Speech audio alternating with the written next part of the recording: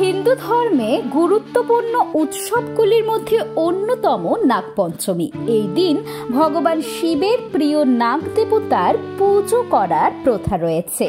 নাগপঞ্চমীর দিন নাগ দেবতার পুজো অত্যন্ত শুভ বলে মনে করা হয়।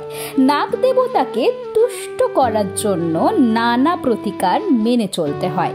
চলুন সেগুলো কি কি এবং 2024-এ নাগপঞ্চমীর দিনক্ষণ ও পুজোর শুভ মুহূর্ত কখন সব বিস্তারে জেনে নেওয়া যাক। হিন্দু ধর্মে নাগপঞ্চমী উৎসবের বিশেষ গুরুত্ব রয়েছে।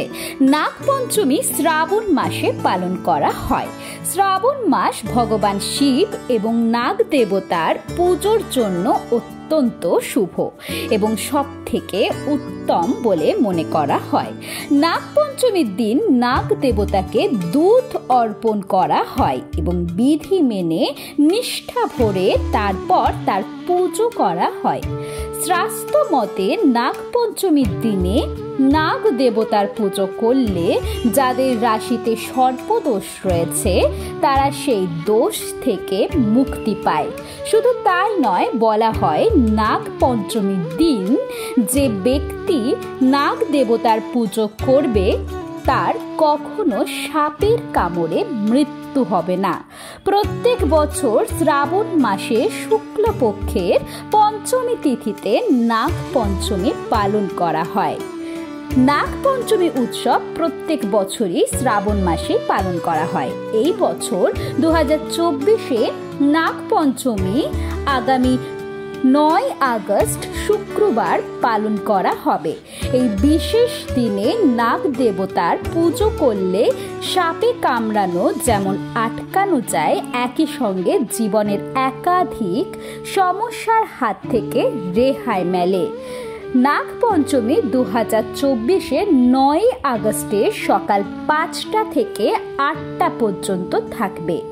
এদিন পুজোর জন্য শুধু এই 3 ঘন্টার সময় পাওয়া গিয়েছে।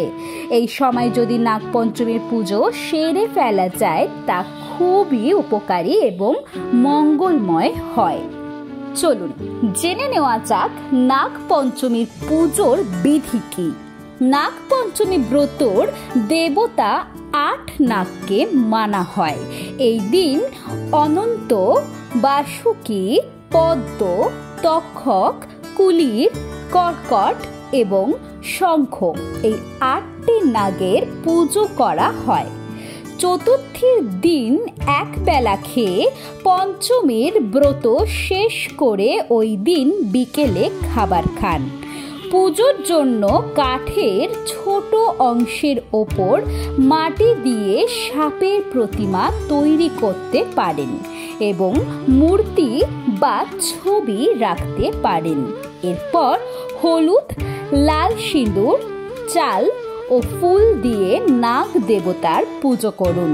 এরপর কাঁচা দুধ, ঘি আর চিনি মিশিয়ে নাগ দেবতার মূর্তি বা ছবির সামনে এই প্রসাদ অর্পণ করুন। পুজো শেষে নাগ দেবতাকে ধূপ ধুনো দেখান।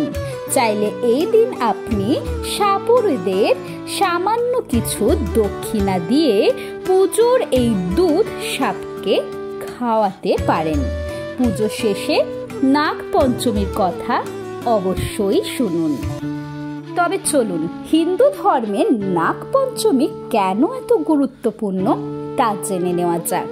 কথিত আছে সেই প্রাচীন যুগ থেকে সাপকে দেবতা হিসেবে পুজো করা হয়, তাই নাগপঞ্চমীতে নাগ পুজোর বিশেষ গুরুত্ব রয়েছে।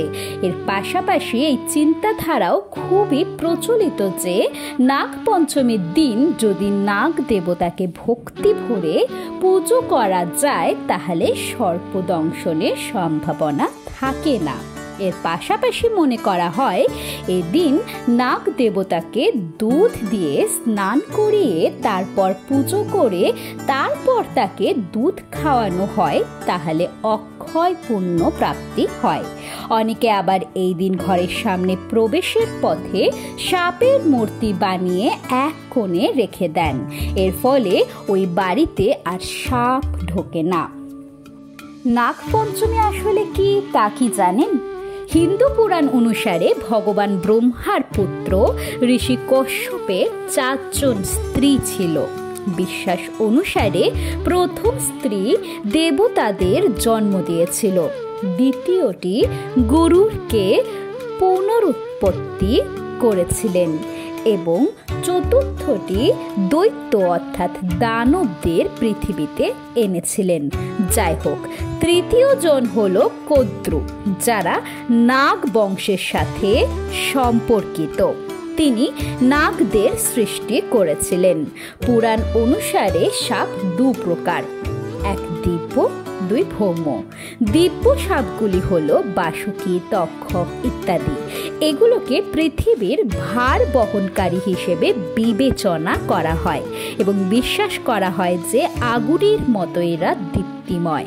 যদি তারা ক্ষিপ্ত হয় তবে সব কিছু পুড়িয়ে ছাই করতে তাদের হিস হিস এবং দৃষ্টি লাগে।